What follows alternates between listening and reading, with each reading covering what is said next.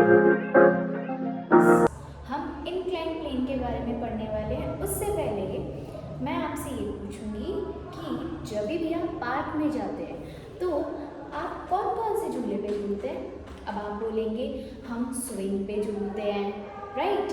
दूसरा आप बोलेंगे हम सीसॉ पे झूलते हैं, और तीसरा आप कह सकते हैं कि हम स्लाइड पे भी जाते हैं। तो यहाँ पर अगर मैं बात करूँ स्लाइड की, तो स्लाइड कुछ इस तरीके की दिखती है ना। आप क्या करते हो, बहुत मेहनत लगा के इसके ऊपर चढ़ते हो, यहाँ पे ज़्यादा फोर्स लग गया, बट अचानक से ही आप यहाँ बैठते हो और आराम से नीचे आ जाते हो जहाँ से आप ऊपर गए। यही होता है।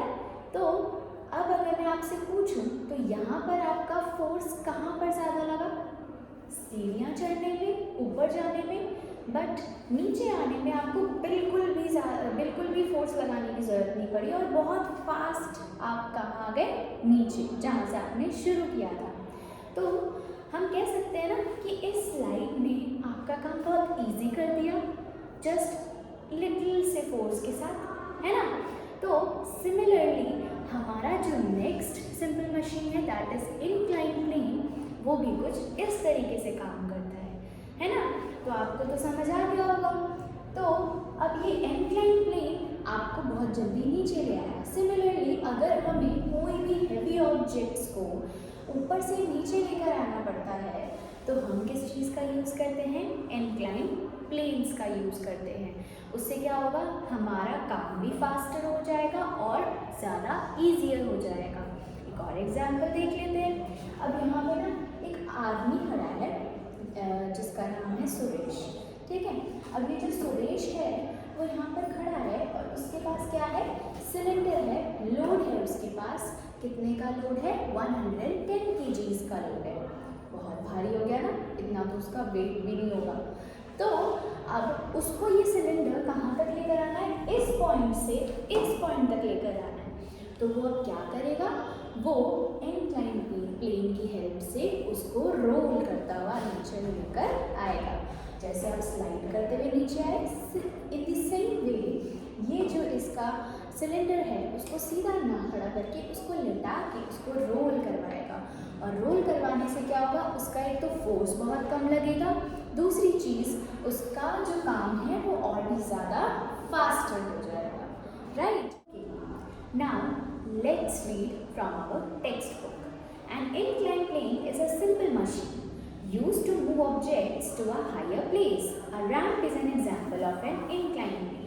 आपको बहुत इजी तरीके से मैंने आपको केस 1 और केस 2 में आपको समझाया कि हम कैसे अपने वर्क को और ज़्यादा फास्टर कर सकते हैं with the help of inclined plane. अब इन दोनों केसेस में, केस 1 एंड केस 2, दोनों केसेस में क्या हो रहा था? हम नीचे की तरफ आ रहे थे with the use of inclined plane, है ना। बट अगर मुझे यही सुरेश अपने सिलेंडर को ऊपर लेकर जाना चाहे तो वो भी तो इजीली ले जा सकता है। उसको अपने सिर पे उठा के तो ले जाने की जरूरत नहीं पड़ेगी, तो वो इजीली उसको रोल करता हुआ ऊपर भी ले जाएगा with a less force and his work will be faster. Okay, next other examples of inclined planes are wooden plank, slide, roads going up a hill etcetera. अब इंक्लाइन प्लेन के कितने सारे एग्जाम्पल हो सकते हैं? एक तो हो सकता है रैंप। रैंप आपने देखा होगा जब भी हम हॉस्पिटल्स में जाते हैं तो हॉस्पिटल्स में आपकी स्टेयर्स होती हैं, साथ ही साथ स्टेयर्स के साथ आपका वहाँ पर रैंप भी लगवाया होता है। क्यों?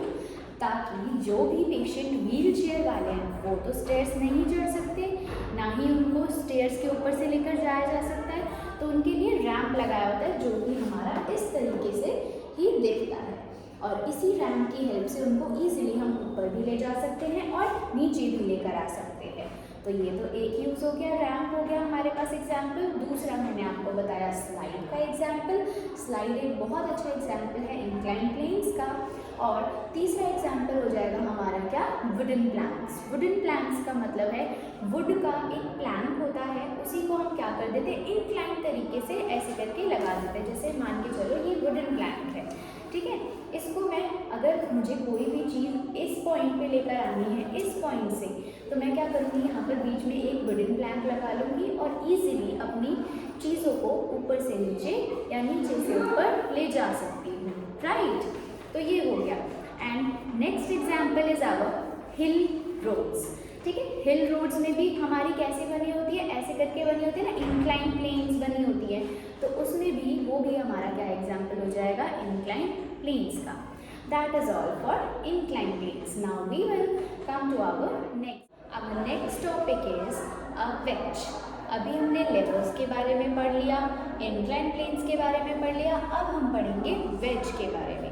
ओके, सो आप यहाँ पर देख सकते हो wedge क्या काम करता है। wedge जो है, अगर मैं आपको बताऊँ तो क्या वो एक inclined plane की तरह दिख रहा है? Yes, inclined plane की तरह दिख रहा है। आप तो बोलोगे मैम ये तो inclined plane है। Yes, inclined plane तो है, बट जब भी हम दो inclined planes को एक साथ ज्वाइन कर दें तो वो क्या बनाता है, एक वेज बनाता है। अब ये वेज का क्या काम है, तो वेज का आप देख सकते हैं यहाँ पर एक लॉग ऑफ वुड रखी है। लॉग ऑफ वुड के ऊपर मैंने क्या लगाया, एक मतलब कि छोटे से सेक्शन पे वेज मैंने सिक्योर किया। वेज सिक्योर करने के बाद मैंने उसके ऊपर क्या लगाया, हैमर, यानी कि फोर्स लगाया। अब जैसे ही उस वेज के ऊपर मैं हैमर से टैप करूँगी तो क्या होगा, वो हमारे वुड लॉग को क्या करेगा, दो पार्ट्स में डिवाइड कर देगा। ठीक है, तो आपको समझ आया होगा कि वेज एक्चुअल में करता कैसे है काम। तो अब उसको थोड़ा सा और अच्छे से डिटेल में पढ़ते हैं। So the wedge works on the principle of an inclined plane. अभी मैंने आपको यही बताया था ना कि जो हमारा wedge है वो एक inclined plane के ही principle पे काम करता है। The wedge has two inclined planes or sloping surfaces joined together. अब अगर मैं ध्यान से देखूं तो दो inclined planes को जब मैंने join किया या फिर दो sloping surfaces को जब मैंने join किया तो फिर वही क्या फॉर्म करता है, a wedge. And x is a kind of a wedge. आप बुक्स में देख सकते हैं जो हमारा एक्स होता है, एक्स यानी कि आप देख सकते हैं दिस इज आवर एक्स। अब ये जो एक्स है ये एक बहुत अच्छा एग्जाम्पल है वेज का। When the wedge is pushed into a gap, the load is forced on its sloping sides. जब भी हम किसी भी वेज को sloping sides of the log के बीच के अंदर हम फोर्स करेंगे, फोर्स लगाएंगे उसके ऊपर, तो क्या होगा, वो हमारी लॉग ऑफ वुड को या फिर किसी भी सब्सटेंस को दो पार्ट्स में डिवाइड कर देगा। Next is this makes it easier to force things apart. इसी की वजह से अगर जब भी हम फोर्स लगाएंगे तो वो चीज़ों को क्या कर देगा, दो पार्ट्स में डिवाइड कर देगा। एक बहुत अच्छा एग्जाम्पल वेज का क्या होगा, knife, razor are the other example of wedges. तो अगर मैं वेज के दूसरे एग्जाम्पल्स की बात करूँ तो आपके घर पे नाइफ भी होगा।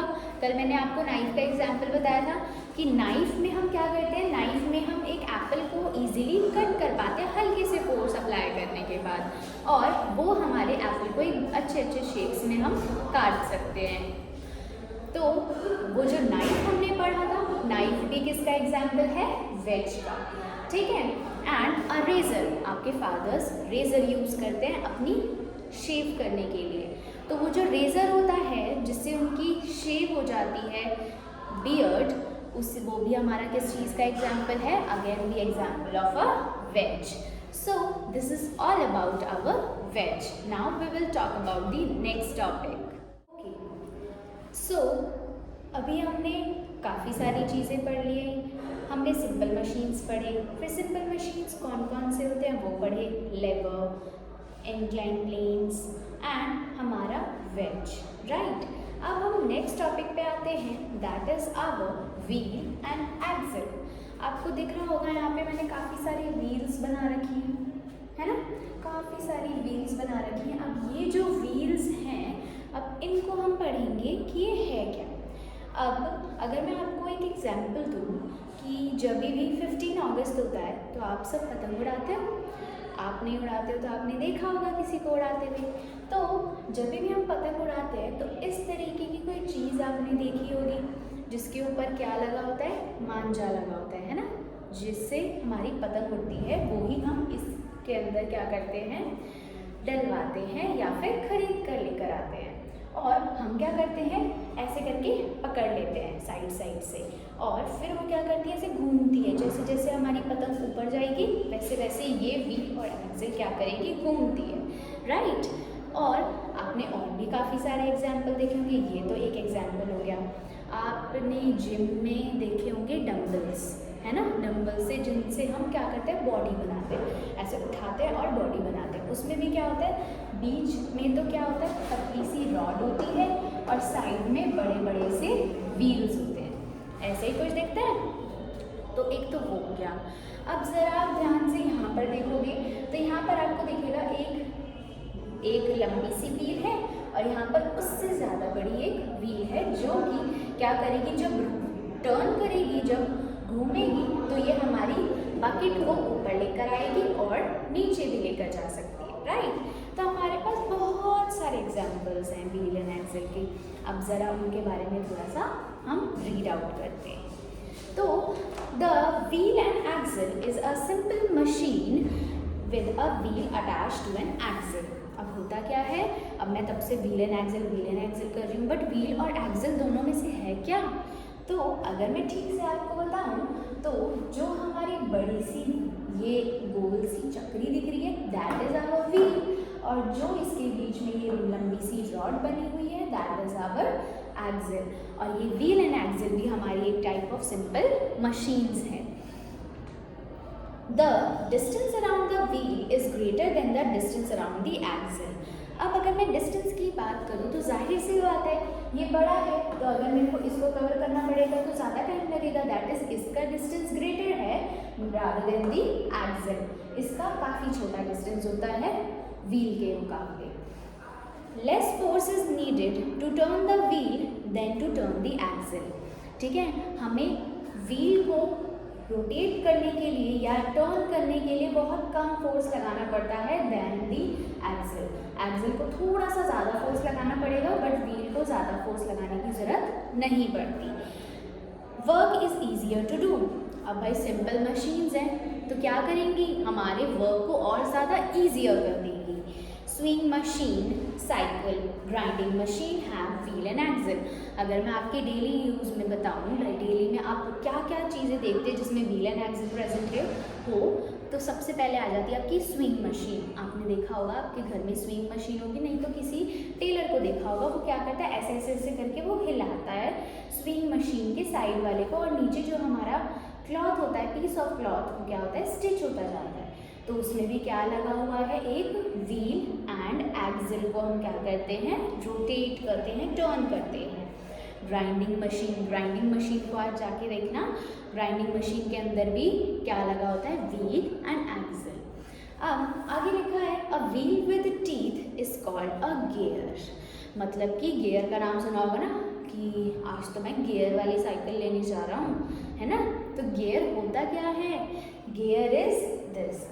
जब भी हम व्हील और एक्सल में क्या ऐड कर दे, टीथ ऐड कर दे। टीथ पता है ना आपको, तो मैंने इन व्हील एंड एक्सल में क्या ऐड कर दिया, ये टीथ ऐड कर दिए। तो ये जो टीथ हैं वो ही जब भी मैं व्हील और एक्सल में टीथ ऐड कर दूँ तो वो क्या बन जाती है, एक गियर। तो आप देख सकते हैं ये गियर आप कहाँ कहाँ देख सकते हैं, अपनी बाइसिकल में देख सकते हैं, है ना। बाइसिकल में आप देखोगे तो आपको दिखेगा, बाइसिकल में देख सकते हैं। अगर आप आटा ग्राइंड करवाने जाते हो तो आटे को ग्राइंड करने वाली जो मशीन होती है उसके अंदर भी जो पहले के टाइम की मशीन्स होती थी उसमें भी ना ऐसे बड़ा सा ऐसे करके लगा होता था व्हील और एक्सल। ठीक है, ये तो हो गया वो। अब अगर मैं अभी की बात करूँ तो आप अपने वॉचेस में, क्लॉक्स में देख सकते हैं कि बड़े से व्हील एंड एक्सल उसके अंदर लगे होते हैं, दैट इज जिसको हम क्या बोलते हैं, गियर। जब ये वाला रोटेट करेगा तो उसी को देख के हमारा दूसरा वाला भी व्हील रोटेट करेगा। Okay, next is teeth are made to fit together. Teeth को एक दूसरे के साथ फिट कर देते हैं। When one gear turns, it turns other gear also. ताकि जब एक गियर टर्न करे तो उसकी वजह से दूसरा गियर भी टर्न हो। You can see gears in the table clock और वॉच। आप ये सारे गियर्स अपने टेबल क्लॉक्स में भी देख सकते हैं और वॉचेस में भी देख सकते हैं। तो ये था हमारा all about the wheel and axle. I believe कि आपको इस टॉपिक में अब कोई डाउट नहीं होगा। Okay, so now we will move to our next. Okay class, so our next topic is pulley. Okay, so pulley हमारा, आप देख सकते हो क्या कुछ फेमिलियर लग रहा है? ये हमारा व्हील की तरह लग रहा है और ये बीच में एक्सल है ना, फेमिलियर लग रहा है। दैट इज, जो हमारा पुली है वो कौन से प्रिंसिपल पे वर्क करता है? वो हमारा व्हील एंड एक्सल के प्रिंसिपल पे वर्क करता है। अगर हम ध्यान से देखें तो आपने देखा होगा कि जब भी इंडिपेंडेंस डे या रिपब्लिक डे का प्रोग्राम होता है आपके स्कूल में, तो जो प्रिंसिपल सर हैं वो क्या करते हैं, वो एक रोप को खींचते हैं और जिससे कि हमारा जो फ्लैग है वो ऊपर जाता है। तो वो कैसे जा रहा है ऊपर? कोई भेज तो नहीं रहा, वहाँ पर पुली लगी है, जब ही उसी की हेल्प से तो वो ऊपर जा रहा है। तो हमारा वो आपने रियल लाइफ में देखा होगा, तो वहाँ पर क्या यूज़ हो रहा है? एक पुली यूज़ हो रहा है। आपने किसी मूवीज़ में या फिर आपने कार्टून्स में देखा होगा, या फिर अगर आप गांव गए होंगे तो आपने देखा होगा जो वेल होता है, यानी कि कुआं होता है, कुआं कितना ज़्यादा गहरा होता है ना, तो क्या कुएं में कूद के आप पानी लेकर आ सकते हो? नहीं ला सकते ना, क्योंकि वहाँ पर आपको क्या पता आप कैसे आओगे, है ना। वहाँ पर इतनी लंबी सीढ़ी तो नहीं लगा सकते। तो वहाँ पर लोग क्या करते थे पहले के टाइम के, अभी तो ज़्यादा मतलब नहीं करते हैं, बट पहले के टाइम पे लोग क्या करते थे कि उस वेल में से पानी निकालने के लिए वो एक बाल्टी को, बकेट को क्या करते थे, बांध देते थे रोप से और ऊपर एक क्या लगा देते, पुली लगाते थे। पुली को वो ऐसे करके खींचते थे और खींचने की वजह से वो बाल्टी ऊपर आती थी और बाल्टी को फिर वो नीचे छोड़ते थे और वो नीचे जाके पानी भरती थी और ऊपर फिर वो वापस खींच लेते थे और इसी से उनको पानी वेल में से मिल जाता था। ठीक है, तो उस केस में भी हम किस चीज़ का यूज़ कर रहे हैं? अगेन एक पुली का यूज़ कर रहे हैं। जैसे कि मैंने आपको दिखा रखा है, यहाँ पर चिंटू खड़ा है और चिंटू क्या कर रहा है, एक बहुत हैवी बॉक्स को उठा रहा है और बहुत इसके मुंह पे तो बहुत अच्छी सी स्माइल है। क्यों भाई, इतना हैवी ऑब्जेक्ट उठा रहा है, उसके तो पसीने छूटने चाहिए, है ना। बट वो बहुत इजीली इस बॉक्स को क्या कर पा रहा है, लिफ्ट कर पा रहा है with the help of a pulley. So now we will further talk about, okay, now we will read the topic from our book. A pulley is a simple machine used to lift heavy loads. It can also move objects to places that are hard to reach. Less force is needed to lift the objects when a pulley is used. अब इसमें भी बताया हुआ है कि पुली की help से हम क्या कर सकते हैं, बहुत इजीली अपने किसी भी चीज़ को या कि किसी भी हैवी ऑब्जेक्ट्स को, लोड को इजीली उठा सकते हैं with a less force.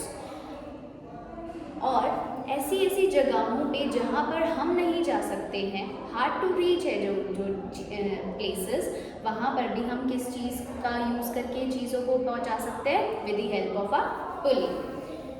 In a pulley, an effort can be applied in one direction and a load can be moved in another direction. अब पुली में क्या होता है? अब ज़रा मैं चिंटू वाला एग्जाम्पल दूँ तो चिंटू क्या कर रहा है, फोर्स अपनी तरफ, अपनी डायरेक्शन में लगा रहा है, बट जो बॉक्स है वो दूसरी डायरेक्शन में ऊपर जा रहा है, यानी कि वो फोर्स नीचे की तरफ लगा रहा है। That is the direction is in downward and the box is moving upward.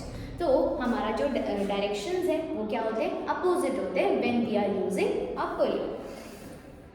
Flag pole, clothes line and curtain string have pulley.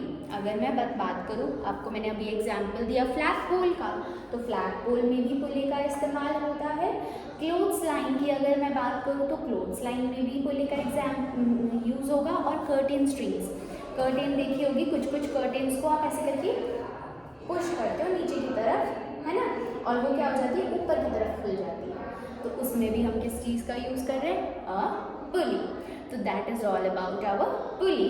now we will come to our last topic. Okay students, so our last topic is screw. Screw के बारे में तो आपने सुना होगा। Screw तो बहुत simple machine है जो कि हमारे वुड प्लैंक्स को एक साथ जोड़ के रखने में हेल्प करती है। सिर्फ वुड प्लैंक्स को ही नहीं, बाकी अदर चीज़ों को भी। ठीक है, आपके घर में अभी साफ़ सफाई काम हो रहा होगा, या फिर आपने कभी फर्नीचर का काम करते हुए देखा होगा, तो फिर आपने देखा होगा कि जब भी दो प्लैंक्स को एक साथ जॉइन करना होता है तो जो कारपेंटर है वो क्या करता है, स्क्रू की हेल्प से उसको सिक्योर करता है। राइट, तो अब हम पढ़ेंगे स्क्रू के बारे में। तो स्क्रू हमारा कुछ इस तरीके से दिखता है। स्क्रू में क्या होते हैं, हमारे ऐसे कट्स होते हैं, मतलब कि एक नेल की तरह दिखता है। आप किसी भी चीज़ को आपको हैंग करना होता है, या फिर कोई वॉल पेंटिंग होती है, या कुछ भी होता है, पोर्ट्रेट वगैरह आपको वॉल पे हैंग करना होता है, तो आप एक नेल का इस्तेमाल करते हो। अब वो नेल कैसी होती है, सिंपल होती है। नेल की अगर मैं बात करूँ तो वो सिंपल ऐसी होती है ना, जिसके अंदर कोई भी ऐसे कट्स ग्रूव्स नहीं होते, सिंपल नेल होती है ऐसी। बट ये नेल है, अब इसी नेल में अगर मैं ग्रूव्स बना दूँ इस तरीके से, ग्रूव्स बना दिए, अगर मैं इस तरीके से ग्रूव्स बना दूँ, कट्स कर दूँ, तो वो ही किस में बदल जाती है, एक स्क्रू में। ओके, और अगर मैं बात करूँ नेल और स्क्रू की, तो नेल से ज़्यादा सिक्योर काम कौन करता है, स्क्रू करता है। तो अब हम स्क्रू के बारे में पढ़ेंगे। अब स्क्रू आपने सिर्फ स्क्रू टूल बॉक्स में नहीं देखा होगा, आपने काफ़ी जगह देखा होगा स्क्रू। ठीक है, अब हम उनके बारे में पढ़ेंगे कि कहाँ कहाँ आपने स्क्रू देखा होगा अपनी रियल लाइफ में। तो इसमें है, a screw looks like a nail with grooves cut in it. अब एक जो स्क्रू है वो किसकी तरह दिखता है, एक नेल की तरह दिखता है जिसमें ग्रूव्स कट होते हैं। ये हमारे ग्रूव्स हैं जो कि मैंने बीच बीच में से कट करे हैं। It has winding edge called thread.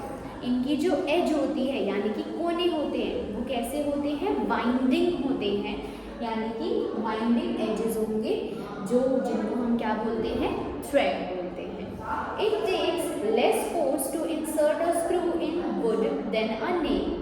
अब एक स्क्रू को मतलब कि बहुत ज़्यादा कम फोर्स चाहिए होता है एक नेल से। ठीक है, अगर मैं नेल को कंपेयर करूँ, नेल में ज़्यादा फोर्स लगेगा मुझे किसी के अंदर डालने के लिए, बट अगर मैं स्क्रू की बात करूँ तो स्क्रू को इंसर्ट करने के लिए बहुत ज़्यादा लेस फोर्स का यूज़ होगा। देयरफॉर स्क्रू इंक्रीजेस फोर्स, और इसीलिए हम कह सकते हैं कि जो स्क्रू है वो क्या करता है, फोर्स को और ज़्यादा इंक्रीज कर देता है। The thread holds the wood more firmly than a nail. अभी मैंने वही बताया था आपको कि एक वुड को अगर फर्मली अच्छी तरीके से टाइटली जोड़ के रखना है या पकड़ के रखना है, तो वो नेल से ज़्यादा अच्छा काम कौन करेगा, a screw. A screw is actually an inclined plane bound around a rod. अगर मैं आपको स्क्रू का रियल लाइफ एग्जाम्पल दूँ तो स्क्रू क्या है, एक सिंपल सी रॉड है जिसके ऊपर इंक्लाइंड प्लेन की तरह ही मैंने क्या काम किया, उसको लपेटा हुआ है, राउंड किया हुआ है, बाइंड किया है। A screw jack that is used to lift a car is other heavy objects works on the principle of a screw. आपने देखा होगा जब भी मैकेनिक के पास जाते हैं तो वो हमारी कार को ऊपर कैसे करता है, with the help of a screw jack. Screw jack की हेल्प से ही वो पीछे का या फिर आगे का काम करना होता है तो उसको लिफ्ट अप कर सकता है ताकि वो ईजिली नीचे जाके काम कर सके। रिवॉल्विंग स्टूल्स एंड चेयर्स देखा होगा, कुछ कुछ स्टूल्स और चेयर्स ऐसी होती है जिसमें आप ऐसे बैठ के ना ऐसे घूम पाते हो, है ना, गोल गोल घूम पाते हो, तो उसके बीच में भी क्या लगा होता है, एक टाइप ऑफ स्क्रू लगा होता है जिसकी मदद से आप घूम पाते हो। बहुत अच्छा एग्जाम्पल स्क्रू का अगर मैं आपको बताऊँ तो आपकी बॉटल, जो पेप्सी लिम्का की बॉटल होती है, आप उसको जब बंद करते हो उसको खोल के देखना तो अंदर भी स्क्रू जैसा ही आपको क्या मिलेगा, स्ट्रक्चर मिलेगा, जिसकी वजह से वो फर्मली बंद कर सकते हैं और खोल सकते हैं। किसी भी जार में आप देखोगे तो आपको देखने को मिलेगा। एंड वो based on most light bulbs have screw. अब आप लाइट बल्ब्स की अगर मैं बात करूँ तो लाइट बल्ब्स में भी क्या होता है, एक स्क्रू जैसा ही स्ट्रक्चर होता है जो कि उसको फर्मली ऊपर लगाने में हेल्प करता है। तो that is all about our screw. So Now we have learned so many things in this chapter. We have come across the ending of this chapter, and we have learned about simple machines. Simple machines में हमने पढ़ा कि simple machines हमारे काम को बहुत ज़्यादा easier कर देती हैं और फास्टर कर देती हैं. हमारी काफ़ी सारी सिंपल मशीन्स होती हैं. That is our lever, incline plane, wedge and screw, also pulley and wheel and axle. तो ये सारे टॉपिक्स हमने कवर कर लिए and we have finished this chapter's explanation.